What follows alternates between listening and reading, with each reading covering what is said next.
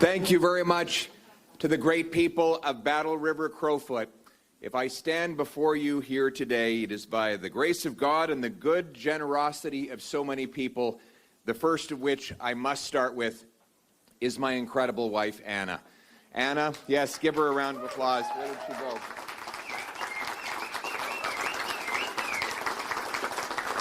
Anna, you have been an incredible rock for our family. You've been the glue that has bound us all together.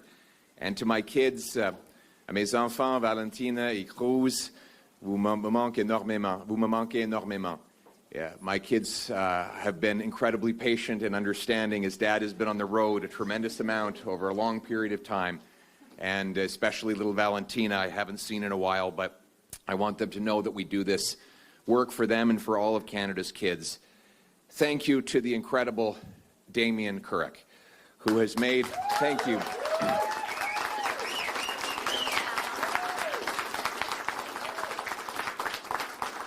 Whose gracious sacrifice has made this moment possible.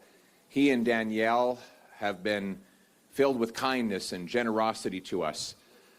The story that most captures the essence of the Kurrick family happened at a tragic moment in their life. Last harvest, Damien lost his best friend and his father right in the middle of the harvest. And of course, this was a heartbreaking moment for him. He had spent his childhood basically being mentored by this gentleman who had taught him everything he knew. But then he had to ask himself, how are we going to get the crop off? 6,000 acres. And the leader of all of this work was no longer with them. And suddenly, dozens of combines from across Battle River Crowfoot appeared at the Kurrick farm and scattered out into the fields and brought home the harvest. Without asking for anything in return, these incredible neighbors, friends, and people perhaps they didn't even know showed up to give a helping hand. This was bringing in the harvest in more than one way. For the Kurrick family has planted the seeds of friendship across this region for over 100 years. And the seeds of those friendships came home in that beautiful harvest on that day.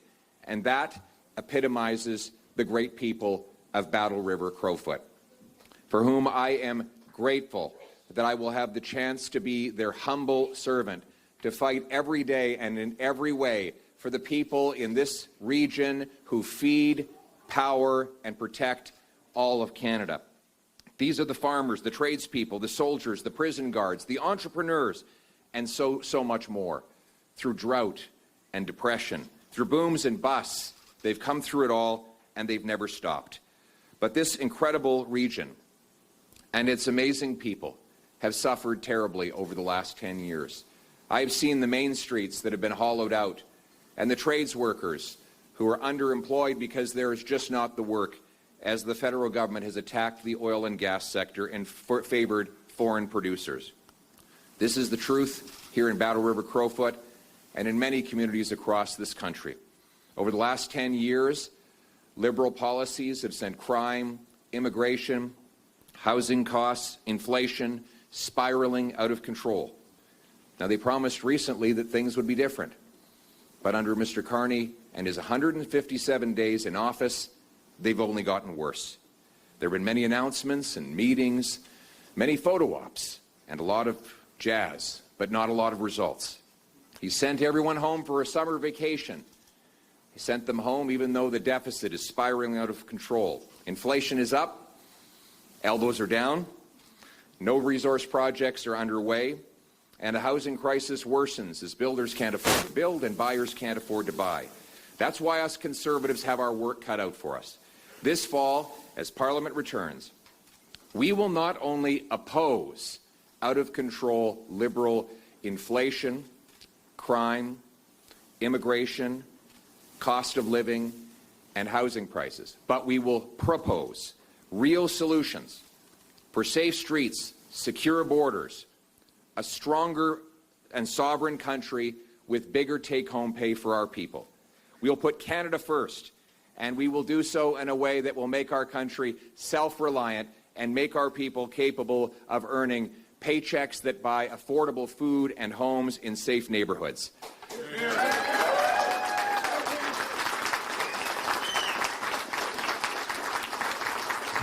Thank you. Cet automne, à la reprise des travaux parlementaires, on ne se contentera pas de s'opposer à la criminalité, l'endettement et l'immigration et le coût de la vie hors de contrôle des libéraux. On va proposer des vraies solutions pour changer des choses, pour rendre nos rues sécuritaires, nos frontières sûres et les salaires des travailleurs plus forts, la vie plus abordable. On va mettre le Canada d'abord en automne, en travaillant pour les travailleurs, les gens qui font le travail acharné pour qu'ils puissent avoir un bon chèque de paie et une belle vie dans des communautés sécuritaires. Et nous serons prêts à travailler avec n'importe quel parti pour réaliser ces objectifs. We are going to be ready to work with any party to get these results. We need stronger take-home pay for our people in Battle River, Crowfoot, and across Canada, because people can't afford to live. They tell me the same story everywhere I go. Canadians now spend 42% of their income on taxes, more than on food, clothing, and shelter combined. And Mr. Carney's deficits are actually bigger today than the ones that Justin Trudeau left behind. More money for bureaucracy, consultants, foreign aid, corporate welfare, fraudulent refugees, less money in the pockets of the people who earned it. We will push to cut waste and cap spending so that we can bring down inflation, debt, and taxes. We believe that Canadians deserve low taxes and bigger paychecks so that food and homes are not luxuries, but once again, the things that people can take for granted. You work hard for your money. It's time that your money started working hard for you.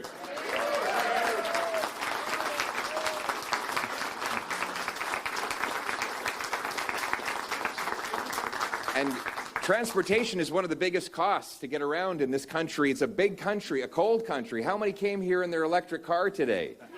Not many. Anybody driving from Provost or Oyen and in your electric vehicle? Hardisty, from Hardisty? No. No. No. You might be on the side of the road right now. And yet in 6 months, Mr. Carney expects to have an electric vehicle mandate imposed, with $20,000 per vehicle taxes applying to any vehicle above his mandated quota. This is a direct attack on rural life and on the cost of living in Canada. It will wipe out our auto sector. It is not an exaggeration to say that the majority of communities in Battle River, Crowfoot, and across rural and remote Canada would not exist if an electric vehicle mandate were in place. And that is why Conservatives are going to mount a massive pressure campaign at dealerships, at auto plants, in communities across the country and on the floor of the House of Commons to stop the electric vehicle mandate and allow Canadians to buy the car or truck of their choice. You should be back in the driver's seat.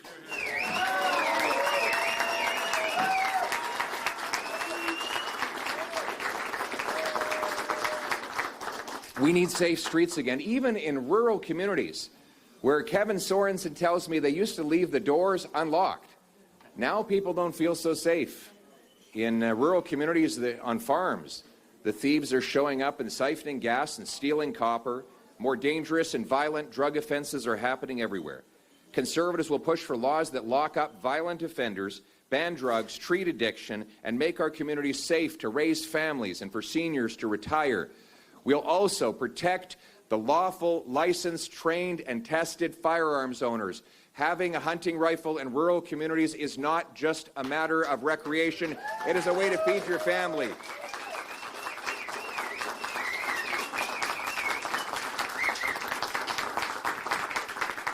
And we will secure our borders by putting an end to the Liberal open borders experiment of mass immigration, which has been a disaster.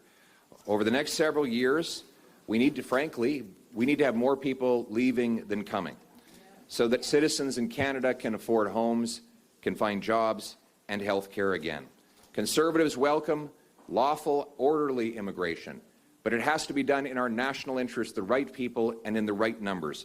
In other words, we will fight to restore an immigration system that puts Canada first.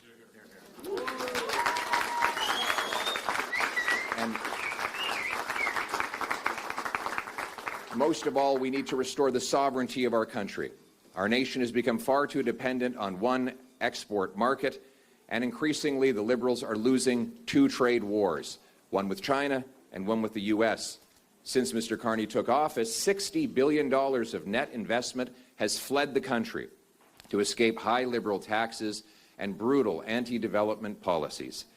This has weakened our economy and our negotiating position against other countries that want to take advantage of us.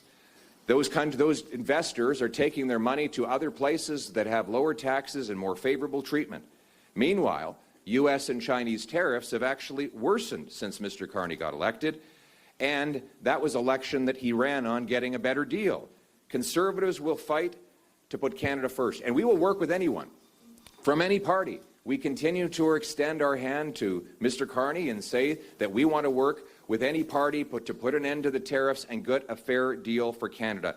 In fact, we're proposing solutions, nonpartisan solutions, that will help strengthen Canada's hand. For example, we propose a Canadian Sovereignty Act to take back control of our economic destiny. This act would legalize pipeline construction, rapid mine approvals, LNG plants, nuclear plants. It would get rid of the industrial carbon tax, the EV mandate. It would ensure that Alberta could continue increasing its output of oil and gas. It would pave the way to get pipelines built right across this country, and it would eliminate capital gains tax when you reinvest your profits here in Canada to bring back hundreds of billions of dollars investment. This is an idea I hope the Liberals will steal, because our purpose is Canada.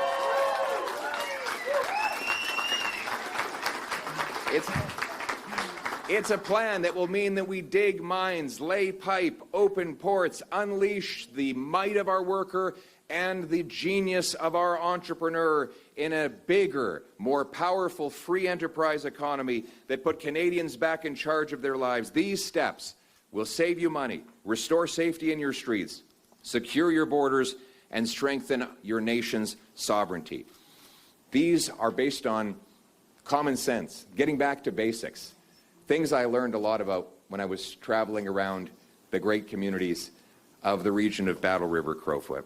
And I have to say, you know, some might have thought it was a burden for me to come right off the campaign trail in a national campaign and go straight to knocking on doors, to traveling throughout a region of 56,000 square kilometers.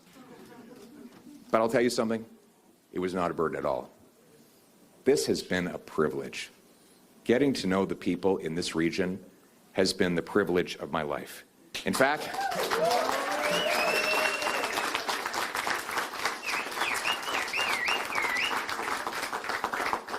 I've had a hell of a lot of fun. Whether it's been at the bronc matches or the rodeos, or, you know, walking into a parking lot, some guy I don't even know walks up and offers me a big bag of beef jerky. What? It doesn't happen in the city. Or another guy says he's got a four-wheeler and he tells me I can tear around town in it all by myself. He trusts a city boy to do that. I don't know what he was thinking, but I really love the people of Battle River, Crowfoot. They're the kind of what you see is what you get. Give you the shirt off their back. Tell it like it is. Common sense people. They reinforce. I love you too. Thank you very much. I love you.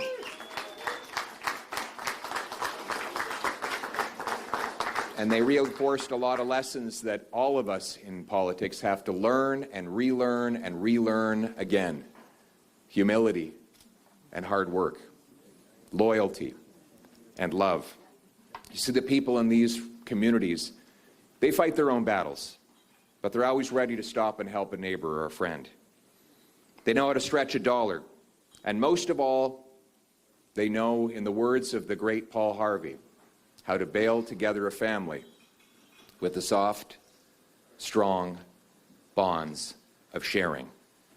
They reminded me of all of these things, and they also reminded me that the road to success is never a straight line. And most of all, you should never give up in hard times. That whenever hardship strikes, you need to stand up and keep on going. And if you care about something, you don't give up on it when things get difficult or will you suffer a setback?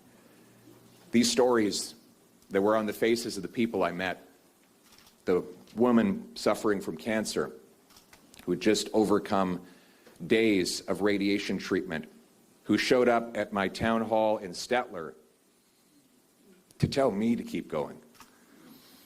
I say to her, you don't give up, so I don't give up.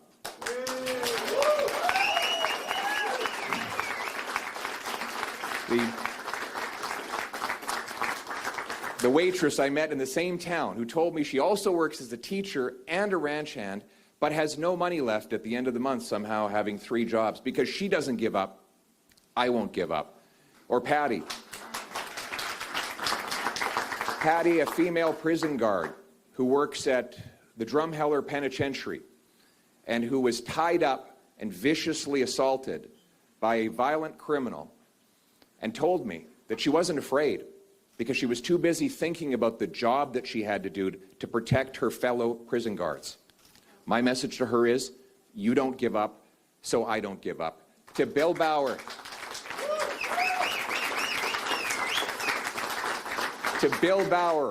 who turned 100 years old in Acme. He was born and raised in a sod hut in rural Saskatchewan and lived through the Dust Bowl and the Depression, all to move to Alberta and start generation after generation of family here in this wonderful region. Because he doesn't give up, I don't give up. To the great people of the special areas whose ancestors were told a century ago, including Damien's great-grandparents, that they'd never be able to farm on that land. Too tough and too dry. And yet, on the homestead signs that you drive by on the highway, those old names are still there, and their great-great-grandchildren are still making those fields blossom. They never gave up, so I will never give up. To the great...